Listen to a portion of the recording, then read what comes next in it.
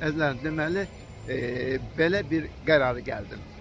Daha mən bu xırda, belə xırda xuruş, belə necə deyim, bu videolar, nələrsə çəkib paylaşmayacağam.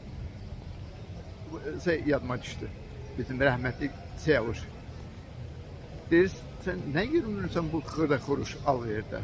Naski derşatı, nə bilim, qalstuk derşatı, neysə, keçək mətləbə.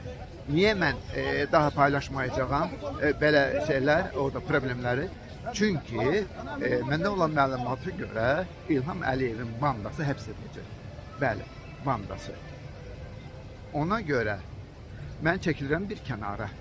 Əslində bu belə cinayət məcəlləsində nə cür gedir bilirsinizmi? Mütəşəkkil cinayətkar dəstə. Bu dəstə deyil. Bu da səhvdir. Bu müteşekkil cinayətkar ordudur. Ordu. Çünkü Azərbaycan xalqını talayır, oğurlayır, öldürür, həbsxanalara atırlar. Nereye derler? Dünya bunlarındır. Elə düşünürlər. Ama belə deyil. Onlar hamısı həbs ediləcəklər. Sonradan mən sözümü deyəcəyim. Heç kim düşünməsin ki, mən kimdənsə qorxdum, kimsə məni hədələdi ki, belə eləmə. Xeyr, mən o kişilərdən deyiləm ki, hər karşıma çıkan küçükten korkum. Anladınız mı? Ay sağ ol. Görürsünüz hardayım?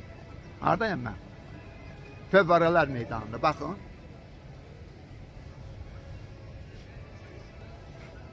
Buradayım.